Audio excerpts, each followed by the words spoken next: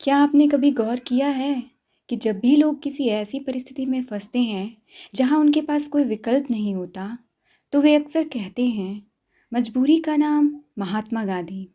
यह कहावत आज आम बोलचाल में इतनी गहराई से बस गई है कि हम सबने इसे कई बार सुना होगा। पर क्या आपने कभी सोचा कि इसके पीछे असली कहानी क्या है? क्यों महात्मा गांधी का नाम मजबूरी से जोड़ दिया गया? क्या वाकई इस कहावत में कोई सच्चाई है या यह सिर्फ एक व्यंग्य है? यही सवाल हमें इस यात्रा की शुरुआत पर ले जाता है।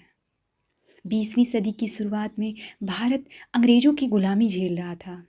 करोड़ों लोग अपमान, शोषण और गरीबी से त्रस्त थे। अंग्रेजों के खिलाफ गुस्सा उबल रहा था। ऐसे समय में गांधी जी दक्षिण अफ्रीका से लौटकर भारत आए और उन्होंने स्वतंत्रता आंदोलन को एक नया हथियार दिया, अहिंसा और सत्याग्रह। उन्होंने कहा कि अगर हमें आज़ादी चाहिए तो हमें हिंसा का रास्ता छोड़ना होगा।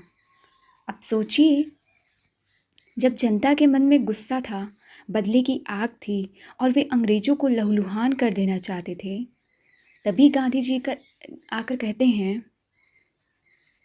हिंसा मत करो, केवल अहिंसा अपनाओ। लोगों को मजबूरी में गांधी जी की राह पकड़नी पड़ती थी। वे जानते थे कि मन का गुस्सा सही हो सकता है, पर अगर आंदोलन को सफल बनाना है तो गांधी जी की बात माननी ही होगी। यहीं से धीरे धीरे ये सोच पैदा हुई कि जब कोई चीज़ मजबूरी बन जाए तो लोग कहते हैं, मजबूरी का नाम महात्मा गांधी। लेकिन यह कहावत केवल एक गंभीर भाव से नहीं जुड़ी, इसके भीतर व्यंग्य भी छुपा था। मान लीजिए किसी को कोई काम नहीं करना, लेकिन करना पड़ रहा है, तो लोग मजाक में कह देते, क्या करें, मजबूरी का नाम महात्मा गांधी है। इसका मतलब यह हुआ कि गांधी जी की राह मानना कई बार जनता के लिए मजबूरी बन गया। उदाहरण के तौर पर नमक सत्याग्रह को ही लीजिए। अंग्रेजों ने नमक पर कर लगा दिया था और कहा कि कोई भी भारतीय नमक नहीं बना सकता। गांधी जी ने दांडी यात्रा निकाली और समुद्र किनारे जाकर नमक बनाया। लाखों लोग उनके साथ थे।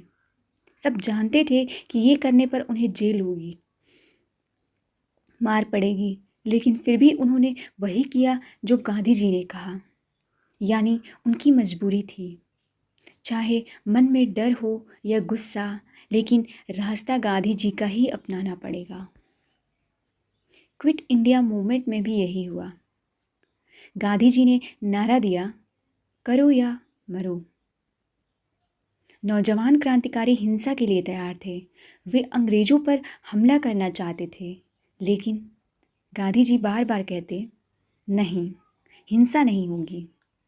तब लाखों लोग मजबूरी में गांधी जी की राह पर चले।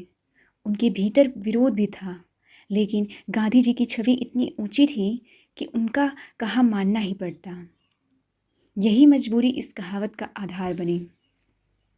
गांधी जी ने सिर्फ राजनीति में ही नहीं, अपने व्यक्तिगत जीवन में भी ऐसे नियम बनाए जिन्हें मानना उनके अनुयायियों की मजबूरी बन जाता था।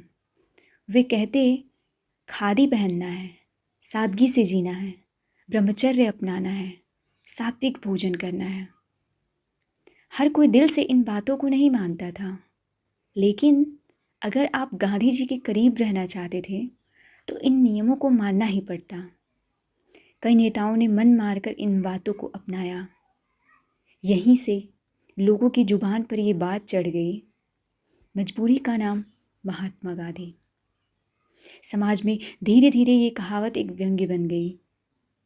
मान लीजिए किसी इंसान के पास विकल्प नहीं है, उसे वही करना है जो सामने वाले ने कहा, तो लोग मजाक में कहते, क्या करें, मजबूरी का नाम महात्मा गांधी।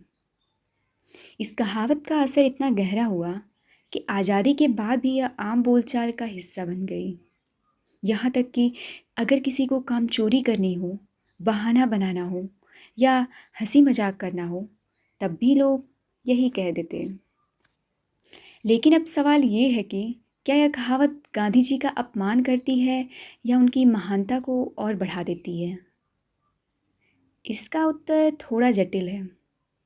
एक ओर देखें तो इसमें व्यंग्य है, क्योंकि लोग कहना चाहते थे कि गांधी जी की राह मानना उनकी मजबूरी थी।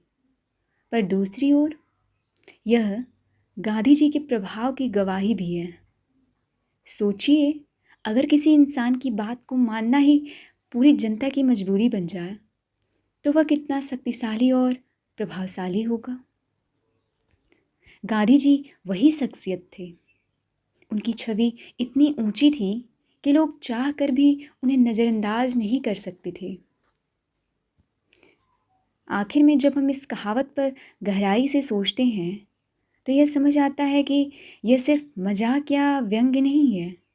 इसके पीछे भारत की आज़ादी की पूरी कहानी छुपी है।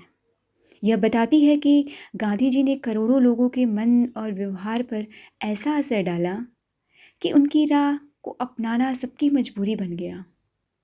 तो दोस्तों, जब अगली बार आप किसी को यह कहते सुने कि मजबूरी का नाम महात्मा गांधी, तो इसे सिर्फ हंसी मजाक में ना लें।